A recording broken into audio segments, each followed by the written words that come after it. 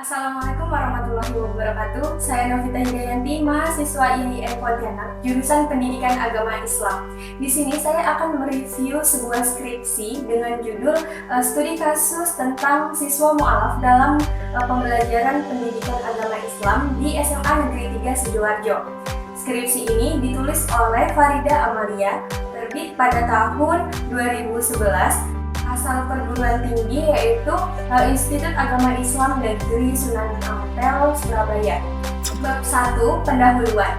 Di dalam pendahuluan ini terdapat uraian singkat permasalahan di mana siswa mu'alaf di SMA Negeri 3 Sidoarjo tentunya sebagai seorang mu'alaf mengalami permasalahan dalam mengikuti pembelajaran pendidikan agama Islam di sekolahnya.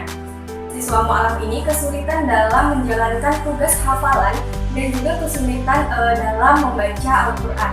Selain itu juga, alasan si peneliti ini mengangkat judul tersebut adalah karena dengan adanya problematika yang dialami oleh siswa mu'alaf dalam pembelajaran pendidikan agama Islam, maka peneliti ini menjadikan hal tersebut sebagai alasan dan tertarik untuk mendalami problematika siswa mu'alaf dengan mencari solusinya dalam mengikuti pembelajaran pendidikan agama Islam tersebut. Selanjutnya yaitu data pra-penelitian skripsi.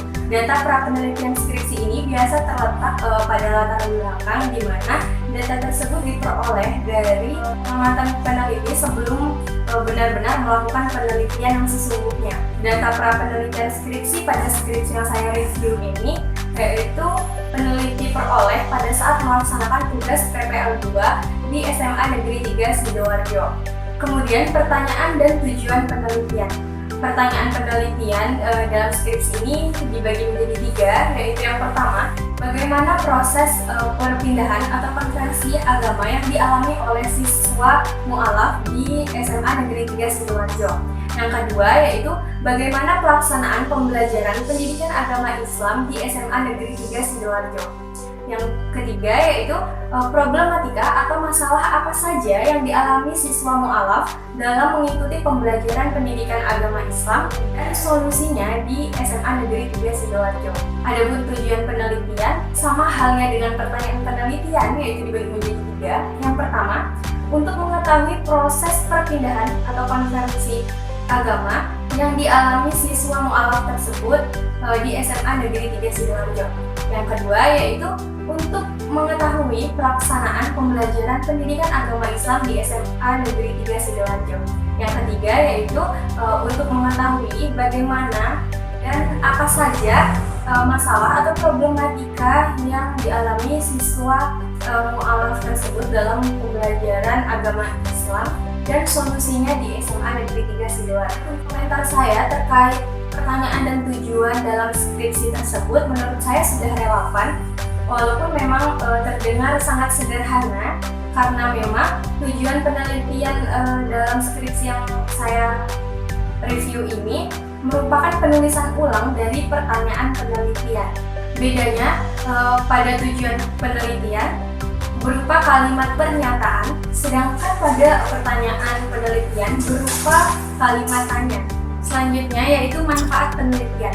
Di dalam skripsi yang saya review ini, peneliti membagi menjadi 3 manfaat penelitian. Yang pertama yaitu bagi peneliti.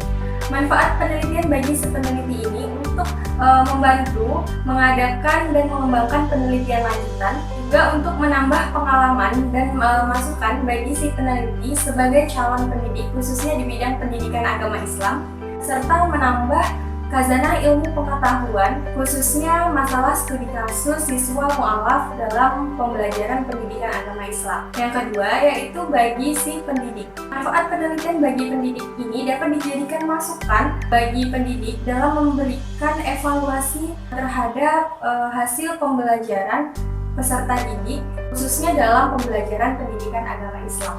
Yang ketiga yaitu manfaat penelitian bagi lembaga SMA Negeri 3 Sidoarjo. Nah, dapat dijadikan sebagai referensi dalam hal studi kasus tentang siswa mu'alaf dalam pembelajaran pendidikan agama Islam yang isinya perlu dikaji dan dikembangkan lebih lanjut. Komentar saya pada skripsi ini, khususnya di bagian manfaat penelitian, menurut saya sudah jelas dan baik karena si peneliti membagi menjadi 3 sudut pandang, yaitu bagi pendidik, bagi peneliti, dan bagi lembaga pendidikan itu sendiri. Pada penjelasan uraiannya juga sudah sesuai dengan manfaat yang disajikan peneliti dalam skripsinya. Bab 2 yaitu kajian pustaka. Landasan teori atau kajian pustaka ini merupakan kumpulan teori yang didapat dari kajian pustaka yang berkenaan dengan judul pastinya, yaitu siswa mu'alaf dalam pembelajaran pendidikan Islam. Contohnya pada judul siswa mu'alaf dan konversi. Dalam skripsi ini, pengertian siswa mu'alaf diambil dari buku karangan Nasution yang terbit pada tahun 1993, dikutip pada halaman 744. Kemudian ada pendidikan agama Islam.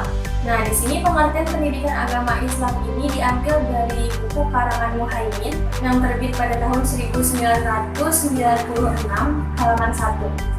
Itu sebagian kecil contoh yang dapat saya sampaikan mengenai kajian pustaka dalam skripsi yang saya review. Komentar saya pada kajian pustaka di skripsi ini ada beberapa kekurangan di dalamnya, seperti yang pertama yaitu terdapat sumber yang tidak ada tahun terbit bukunya.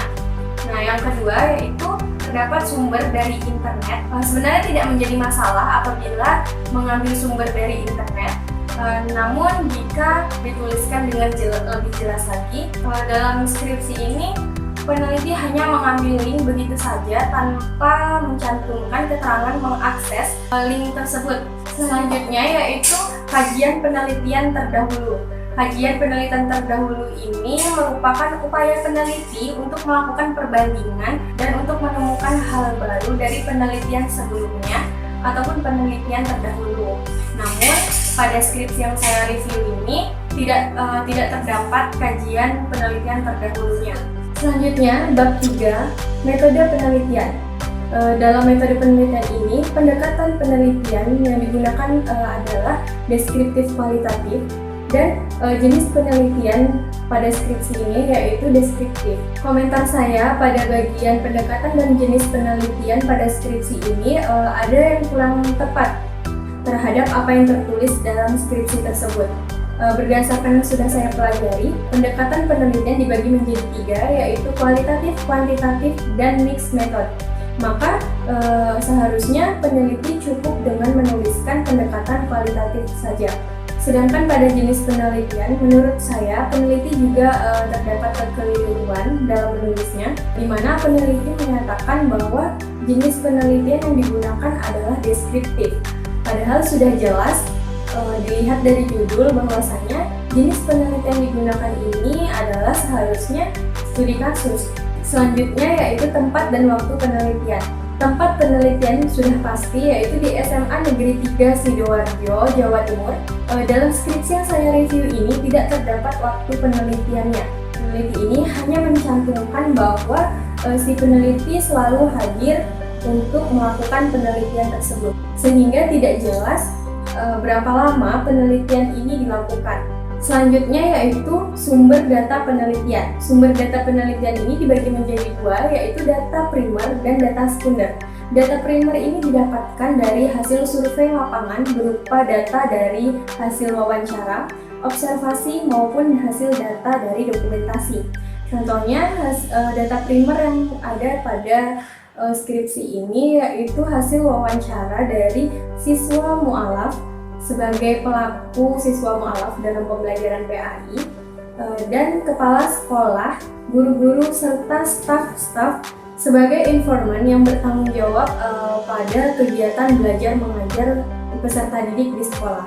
Kemudian data sekunder. Data sekunder ini didapat dari hasil literatur ataupun data tertulis. Nah, pada skripsi yang saya review ini, contohnya pada konsep perbandingan agama, yaitu diambil dari buku karya Ahmad Abu yang terbit pada tahun 1991 di Jakarta, tepatnya pada PT Rineka Cipta. Kemudian teknik dan instrumen pengumpulan data. Teknik pengumpulan data yang digunakan dalam skripsi ini yaitu observasi, wawancara, dan dokumentasi. Adapun instrumen atau alat pengumpulan data yang digunakan dalam teknik observasi adalah lembar observasi. Teknik wawancara yang digunakan adalah alat pengumpulan datanya, yaitu pedoman wawancara, dan dokumentasi yaitu adalah dokumen sekolah, bagan struktur, organisasi, grafik, arsip data maupun foto. Selanjutnya yaitu teknik dan instrumen pengumpulan data berdasarkan pertanyaan penelitian.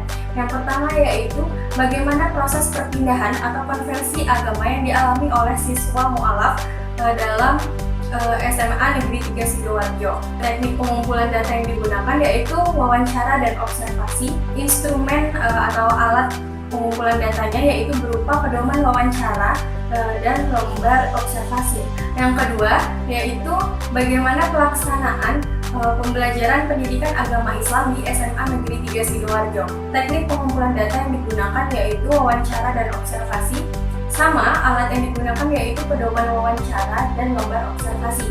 Yang ketiga yaitu problematika atau masalah apa saja yang dialami oleh siswa mu'alaf dalam pembelajaran pendidikan agama Islam dan solusinya di SMA Negeri 3 Sidoarjo. Nah, teknik pengumpulan data pada pertanyaan yang ketiga ini yaitu wawancara, observasi, dan dokumentasi.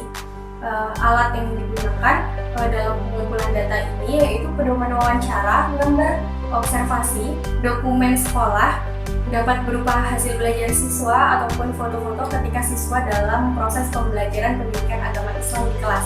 Selanjutnya yaitu teknik analisis data. Dalam skripsi yang saya review ini, penulis menganalisis data menggunakan teknik analisis deskriptif dengan 3 langkah, yaitu yang pertama reduksi data, yang kedua yaitu penyajian data, dan yang ketiga verifikasi. Komentar saya terhadap teknik analisis data deskriptif yang digunakan dalam skripsi ini, menurut saya ada kekeliruan di dalamnya. Berdasarkan apa yang sudah saya pelajari, bahwasannya seharusnya penulis menyatakan teknik analisis yang digunakan yaitu teknik analisis data interaktif. Walaupun sumber dari deskriptif yang ditulis itu begitu dalam penguraiannya, karena jika dilihat dari langkah-langkah yang digunakan yaitu reduksi data, penyajian data, dan verifikasi, teknik analisis data interaktif dengan model Miles dan Hubbard. Selanjutnya yaitu teknik pemeriksaan keabsahan data. Nah, dalam skripsi ini, teknik pemeriksaan keabsahan data dibagi menjadi 3, yaitu yang pertama perpanjangan pengamatan. Selanjutnya yang kedua yaitu meningkatkan ketekunan. Yang ketiga yaitu triangulasi.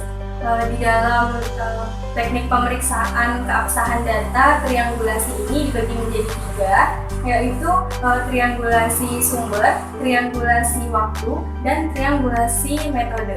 Oke, baik, sekian review skripsi dari saya. Kurang dan lebihnya saya mohon maaf. Besar harapan saya atas masukan dan saran dari teman-teman sekalian. Wabillahi taufiq wal hidayah. Wassalamualaikum warahmatullahi wabarakatuh.